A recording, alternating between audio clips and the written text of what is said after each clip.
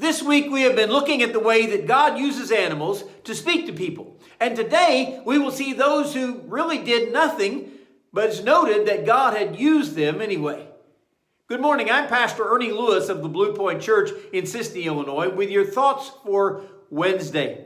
You know, although God used his power to utilize animals to get the attention of people who rebelled against him, he also showed great power to control other animals. The story of Daniel is of a young captive boy who was being used in a foreign country. And he is faithful to his post for some 70 years, which actually made the nationals jealous of him.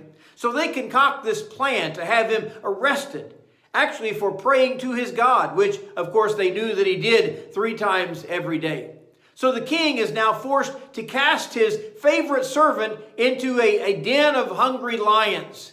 This causes him to lose some sleep. He actually spends the night fasting and worrying about young Daniel. And the next morning early, he arises and goes to the place, and actually rushing to the lion's den, he checks on Daniel's condition. And here's what the Bible says in Daniel chapter 6 and verse 21. Daniel, servant of the living God, has your God, whom you serve continually, been able to deliver you from the lions? Then Daniel said to the king, O king, live forever. My God sent his angel and shut the lions' mouths so that they have not hurt me, because I was found innocent before him. And also, O king, I have done no wrong before you.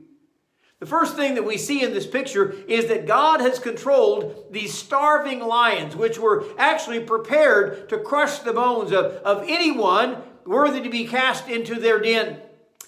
The second thing that we notice about this story is that he has used these circumstances to show the foreign king that he is the true and living God. The third thing we notice, by the way, is that Daniel has made such a statement here of his faithfulness to God. Not only did the king notice it, but Daniel also mentions it here. And the king calls God for the God whom you serve continually, showing, of course, that he recognized David's life and his lifestyle.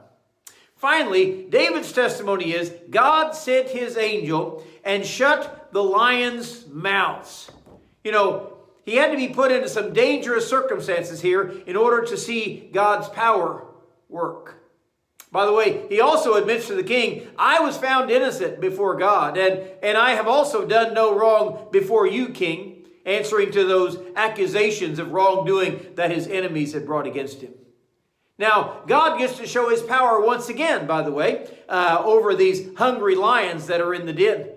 They remove Daniel when they find no harm has come to him because he believed in his God. And now the king calls for those who were falsely accusing Daniel and tricked the king into placing him in the lion's den in the first place. The Bible says the king commanded that not only these men be cast into the lion's den, but also their wives and their children for their punishment. And unlike when Daniel went into the lion's den, he spent the night there and the lions kept their mouths shut. The Bible says these lions overpowered the next people in their den and broke all their bones even before they reached the bottom of the pit. By the way, the king also made a decree that is noteworthy. He decreed his faith in God. I make a decree that in every dominion of my kingdom, men must tremble and fear before the God of Daniel, for he is the living God, and he is steadfast forever.